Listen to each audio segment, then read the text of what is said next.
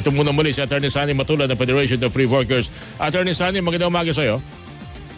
Magandang umaga. Yun. Si Orly sa Kumusta Radyo na? na TV pa. Attorney Sunny, kamusta ka na?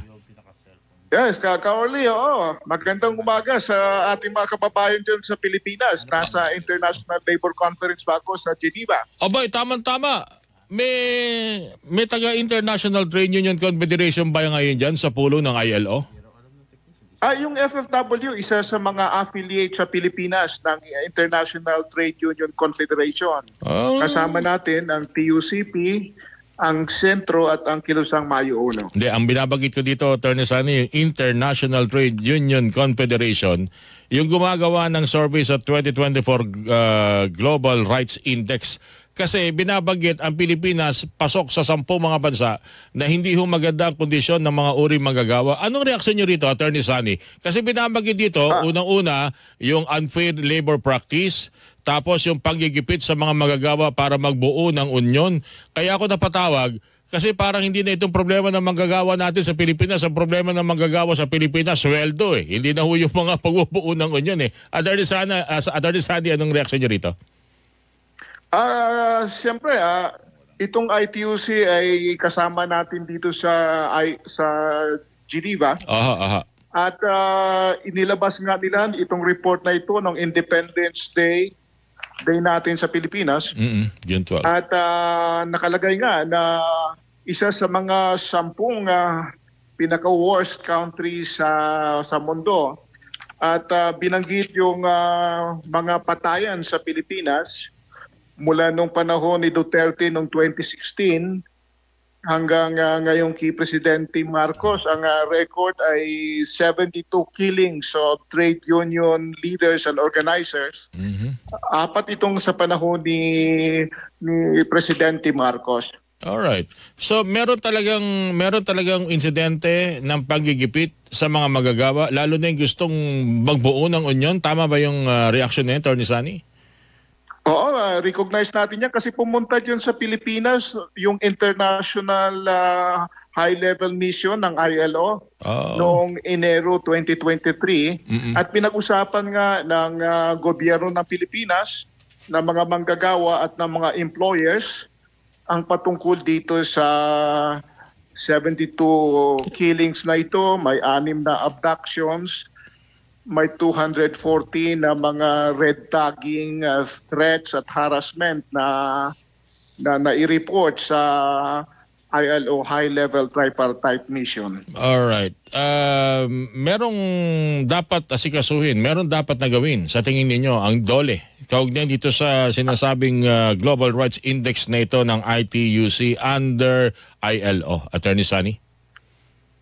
Palagay ko dapat gumawa ng aksyon ng gobyerno, hindi lamang ang Department of Labor and Employment, sapagkat 8 taon na ito na nasa index tayo ng ITUC. Ano?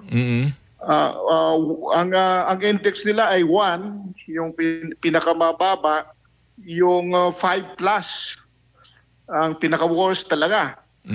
Ang Pilipinas ay 5, no? 5 yung rating niya. So kasama natin dito yung Bangladesh, Belarus, Belarus Egypt, in Turkey Eswatini, Guatemala, Myanmar, Tunisia at Turkey, ano? Maiba lang ako. Attorney Sunny, paano ba natin matutukoy itong survey na to, Global Rights Index? Kasi ito may mga nagre-react agad eh. Baka naman iniuugnay sa labor problem ang kampanya ng gobyerno against insurgency. Baka naman na dinidikit dito ay yung mga taong involved sa communist, so kilusang komunista na unfair naman daw sa totoong uri ng magagawa. Anong reaksyon nyo rito, Attorney Sunny?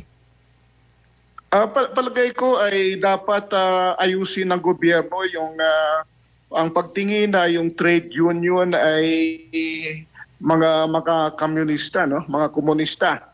So siguro palagay ko ay babaguhin 'yan. Actually yung gobyerno ng Pilipinas ay naglikha na ng Presidential Interagency Committee sa ilalim ng Executive Order number 23, para tutukan ito. Yung kritisismo lang doon ng mga trade unions ay hindi kasali yung mga manggagawa doon sa committee na yon. Kasi ang suggestion namin noong panahon ng ILO High-Level Tripartite Mission last year ay dapat may 5 mula sa trade unions at 5 mula sa employers group.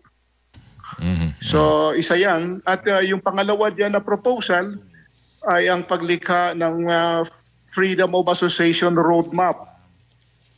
At yung pangatlo ay, kung natatandaan ko pa, ay ang yung mga regional monitoring group, para titingnan ng mga regional offices ng Department of Labor, siyempre kasama tripartite dapat, ang mga pangyayari sa mga rehiyon. Alright. Anyway, habang nagpapaliwanag ka, Attorney Sani, binabasa ko ng buo itong report. Bay talagang tungkol sa mga napapabayaang karapatan ng mga magagawa, primarily sa pagbubuo ng union, kasi may marami tayong mga rito na bago lalo na yung pagtatayo ng union sa anumang sektor ng paggawa o trabaho sa ating bansa. Kaya nga pag kinausap natin yung ating mga magagawa ngayon, talagang concern nila ay sweldo. Anyway, Attorney Sani, tama ka kasama ko ulit. Isa yan sa pinaka-primary. Yung sahod itaas. Okay.